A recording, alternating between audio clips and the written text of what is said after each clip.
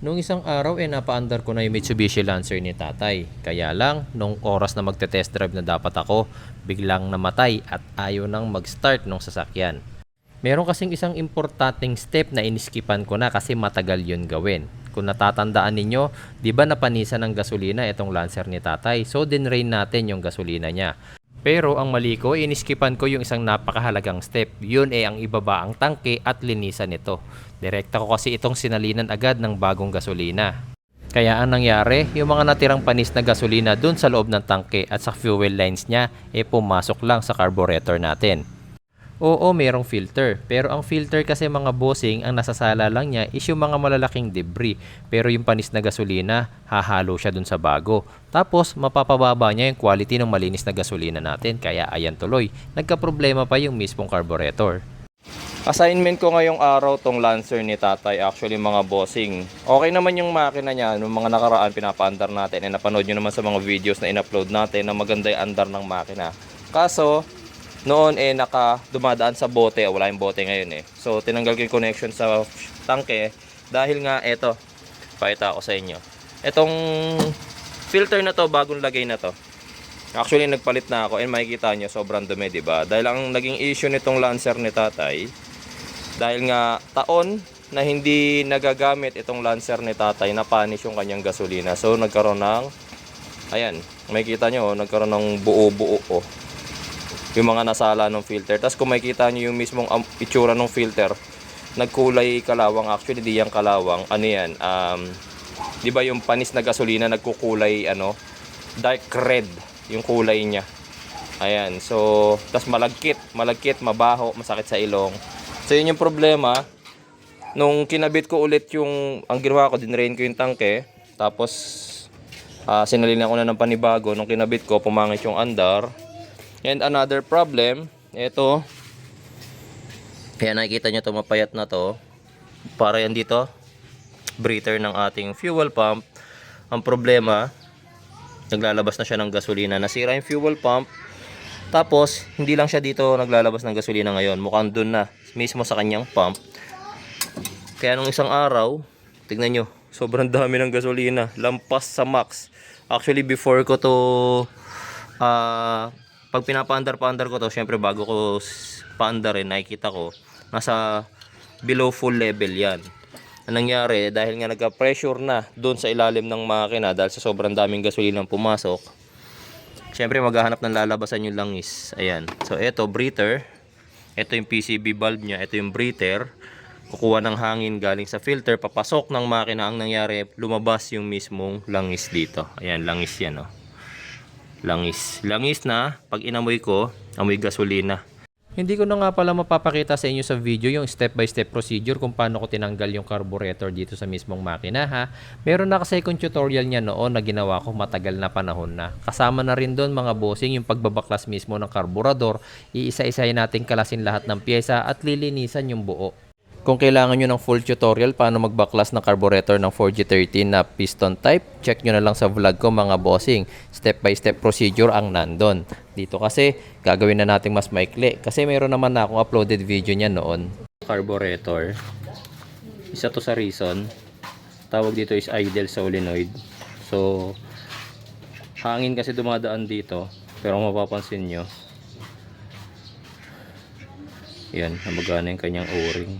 Ito guys yung idle solenoid natin. So kapag kapangit yung minor, maganda pag nire-revolution, pero pag minor pangit. Isa to sa reason. Minsan barado to. Okay, so pwede itong linisan. May o-ring yan. Dito dumadaan yung gasolina, tapos dito yung hangin. So nagmimix sila. Papunta ngayon dun sa throttle natin or dun sa ating mismong intake manifold. Yan. Makikita nyo ito. Mismong plunger nanikip. Yan, sira na rin pa rin plunger. Best way para malinis ng gusto yung ating carburetor, binababad yan sa gasolina sa loob ng isang buong araw. Tapos gagamitan natin ng air compressor para mapatalsik lahat ng dumi. Kung wala naman kayong air compressor, pwede kayong gumamit nitong carburetor cleaner. Pressurized din naman yan, hindi nga lang kasing lakas ng air compressor. Pero kung tutuusin, pwede na rin. Basta ang importante, kakalasin nyo ang lahat ng pyesa ng karburador at lahat ng makikita ninyong butas dyan, lalong-lalo na yung mga maliliit na butas na parang butas ng karayom, kailangan mabugahan nyo ng throttle body cleaner or carburetor cleaner. Okay.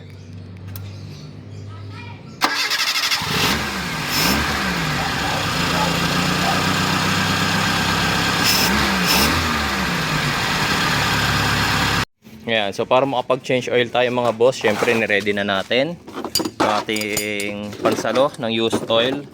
Ito naman yung ating mga fuel filter wrench. So, nabibili lang to online. Lalagay ko lang yung product link sa comment section.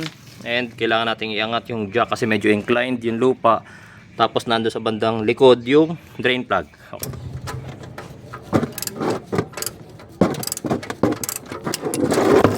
Ayan. Tingnan nyo guys, kung gaano kalabnaw yung langis. Hindi siya langis, as in gasolina talaga. As in na wash out yung ating langis. Yan, halos di ko makapit sa kamay ko.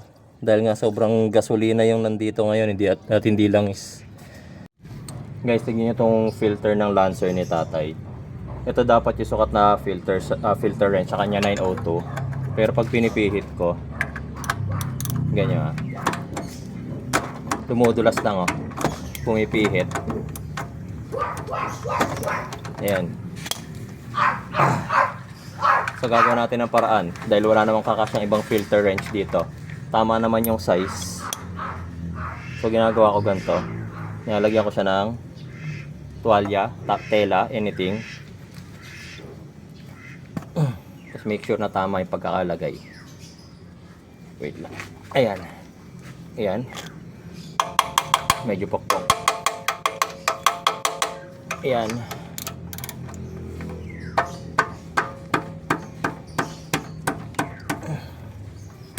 Ayan. Okay. Ayan. Pihit na natin, di ba?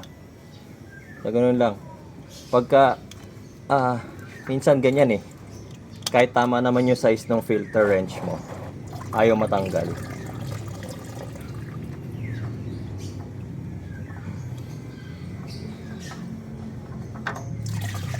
Ayan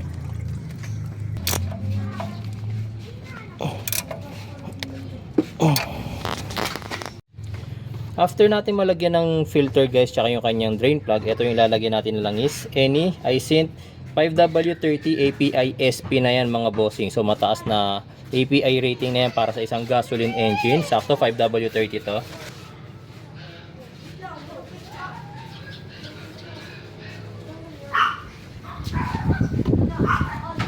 Ayan.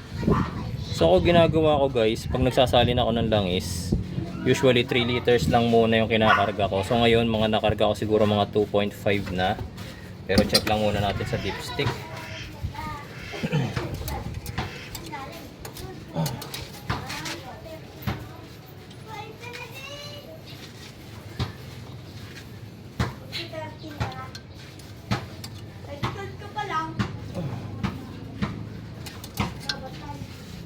So sa dipstick natin, kung makikita nyo, nasa half pa lang. Okay. So saktuhin na natin na 3 liters. Yun ay karga. Gawin natin 3 liters.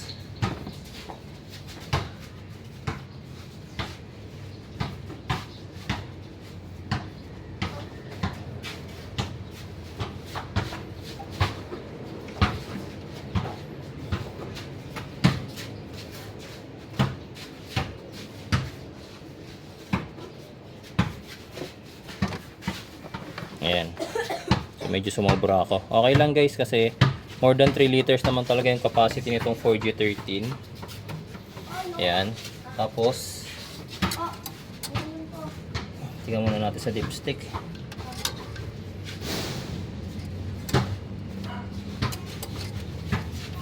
Ayan. So sa dipstick natin, ayan na.